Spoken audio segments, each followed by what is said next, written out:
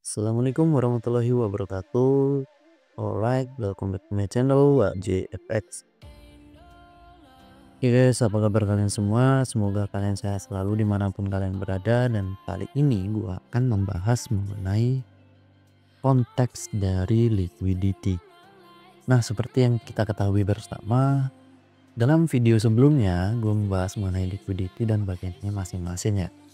Gue nggak menjelaskan secara detail atau melalui step by step dari step yang paling awal yang harus kita ketahui. Dan kali ini gue akan merefresh ulang materi mengenai liquidity. Dan seperti yang kita lihat dalam gambar, yaitu liquidity itu terbagi menjadi dua. Yang pertama liquidity statis dan yang kedua liquidity dinamis. Bang, apa sih arti liquidity? Jadi seperti ini. Dalam konteks liquidity itu terbagi menjadi dua, yaitu statis dan dinamis. Seperti yang kita tahu, statis itu sebenarnya artinya diam atau tidak bergerak. Sedangkan dinamis itu kebalikannya, yang artinya bergerak. Jadi secara sederhana, statis itu diam atau tidak berubah. Sedangkan liquidity itu yang seperti kita ketahui itu tempat berkumpulnya order ataupun uang. Maka bisa kita simpulkan bahwa statis liquidity adalah konsep dalam analisis pasar, terutama di dalam dunia trading, baik itu forex, saham, dan kripto. Nah, liquidity statis tersebut merujuk pada kumpulan order yang tidak bergerak atau tetap pada level harga tertentu.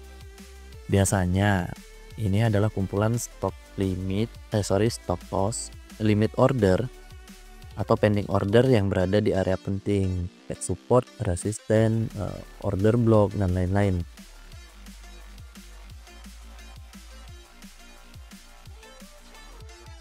Market maker atau smart money itu sering menargetkan liquidity statis karena apa? Ya, karena di dalam bookmap mereka ataupun analisa mereka, ya, liquidity statis itu menjadi tempat ataupun area yang harus dilikuidasi, tempat atau area yang harus dimanipulasi. Dan nah, berhubung banyak tuh dari trader-trader yang mungkin belum mengetahui secara pasti bahwa kenapa sih market maker atau smart money itu selalu menargetkan area stop loss kita. Sebenarnya konsepnya nggak seperti itu. Itu sebenarnya karena kesalahan dari analisa kita. Kenapa? Jadi seperti ini. Jika kita menganalisakan, kita akan entry di suatu area, seperti contohnya support resisten maupun order block.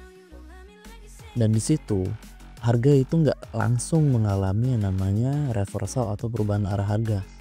Dan kalian belum lihat yang namanya manipulasi seperti yang pernah gue sampaikan pada video sebelumnya, yang dimana konsepnya itu berupa akumulasi, manipulasi, dan distribusi. Nah, disitulah harga yang udah kalian pasang, limit, entry, atau yang lain-lain, bahkan sudah set stop loss, itu akan kembali kena manipulasi atau kena stop hunt atau SL hunter atau apapun itu. Jadi pada kesimpulannya itu bukan berarti market maker menargetkan SL kalian, karena nggak semua market maker itu tahu dengan kehadiran kita para retail trader.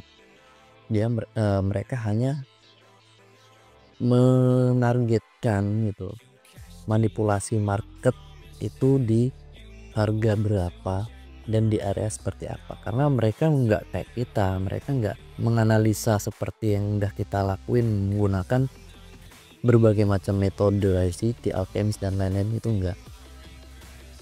Cara analisa mereka, sudut pandang mereka itu berbeda daripada kita. Nah, lalu apa dinamis liquidity? Nah, liquidity dinamis ini sudah gue jelasin. Dinamis itu artinya tidak tetap atau yang bergerak ya. Kalau secara istilah, terutama dalam konteks smart money concept maupun ICT, liquidity dinamis itu mengacu pada kumpulan likuiditas yang sedang terbentuk secara aktif saat harga bergerak. Ini jelas berbeda dibanding liquidity statis yang udah pernah gue jelasin, yang barusan gue jelasin ya. Kayak misalnya contoh high ataupun low yang sudah jelas terlihat di dalam liquidity statis, namun di dalam dinamis liquidity dia terbentuk saat reaksi harga saat pasar sedang berlangsung gitu. Dengan contoh sederhananya equal high ataupun equal low yang baru terbentuk saat harga itu sedang berlangsung gitu kan. Trendline yang mulai terlihat, terus lagi ada order block yang mulai terbentuk. Nah, katanya seperti itu. Lalu pembagiannya itu seperti apa dan bagaimana? Nah, di sini ada 1 2 3 4 5 6 7 poin mengenai liquidity statis. Dan untuk liquidity dinamis ini terdapat 2 poin yang mempunyai masing-masing subpoin dari kedua poin tersebut. Dan di sini kedepannya akan gue jelaskan secara lebih detail atau lebih lengkap mengenai pembagian masing-masing poin dari liquidity statis maupun liquidity dinamis. Gue akan ambil salah satu contoh liquidity statis yang mungkin bisa menjadi clue bagi kalian semua ya. Nah, seperti yang kita tahu di sini terdapat garis support. Secara lebih jelas kita menggambarnya melalui rectangle. Kita melihat support di sini sebelumnya sudah pernah disentuh bersama 1 2 mid-level masuk ya 3 4 5. Oke. Nah, maksud dari manipulasi ataupun market maker melikuidasi area entry dari retail trader itu ya seperti ini. Dengan contoh kita berpatokan untuk entry menggunakan satu titik yang sama dan terdapat berbagai macam poin order ataupun titik order di satu tempat atau satu area yang sama. Terbukti dengan adanya 1 2 sampai 5 ya, kalau bisa dijelaskan kayak ini enggak usah terlalu detail lah ya. Maksudnya sudah terdapat secara garis besar itu 5 order. Yang mana kemungkinan besar kita sebagai retail trader itu meletakkan stop loss di bawah sini guys.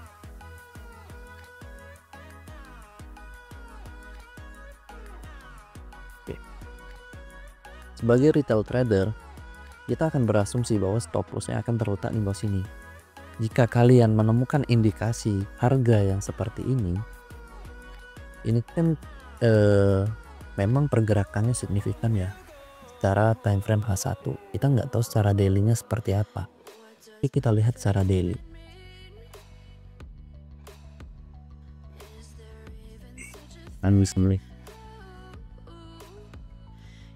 Secara daily dia masih tertahan di high, nah, di high ini dan low di bawah ini. Tahu kan maksudnya apa? Ini ya bisa dibilang sebagai kompresi atau build up liquidity atau sideways atau yang lainnya. Oke. Lalu konsep cara kerjanya itu bagaimana? Nah, ini ya kita lihat. Dari berbagai point entry di sini mereka terlikuidasi saat harga menyentuh area ini. Yang mana harga tersebut sudah melewati garis stop loss yang udah kita letakkan di sini, ya kan? Kalian pernah nggak atau bahkan mungkin sering ya, ketika kalian menganalisa suatu pair, suatu market, di mana kalian sudah meletakkan posisi entry atau entry limit dan beserta posisi stop loss. Harga tersebut harus mengambil stop loss kalian terlebih dahulu baru melanjutkan kembali pergerakan harga sesuai dengan analisa kalian. Kalian biasa menyebutnya SL Hunter lah, Stop Hunt lah, kurang lebih seperti itu. Nah, itulah yang dinamakan manipulasi yang udah gue pernah jelasin. Fase manipulasi ya menjadi satu seperti SL Hunter, Stop Hunt itu dan lain-lain lah, apa itu banyak kali istilah pusing tuh. Jadi pada intinya, ketika kita melihat pola market seperti ini, kita harus hati-hati. Meskipun kita sudah melakukan yang namanya meskipun pergerakan harga itu sudah signifikan lah ya menurut kita. Namun secara garis besar atau secara time frame yang lebih besar itu berupa sideways. Jadi setelah terus kita harus cari dulu di mana letak manipulasinya yang seperti kita kira. Nah, dari kelima garis yang udah gue lingkarin ini, yang berarti atau dapat diartikan sebagai pool of liquidity. Dan liquidity tersebut berada pada liquidity statis atau di area yang tetap, bukan area yang bergerak. Nah, jadi itu penjelasan singkat mengenai liquidity statis ya. Ya, mungkin sekian dari gua untuk penjelasan liquidity statis. Next ke depan di video selanjutnya gua akan membahas mengenai area-area apa saja yang menjadi bagian dari liquidity statis. Ingat, itu terdapat 7 area dan di video selanjutnya akan gue jelasin satu persatu yang pasti ya.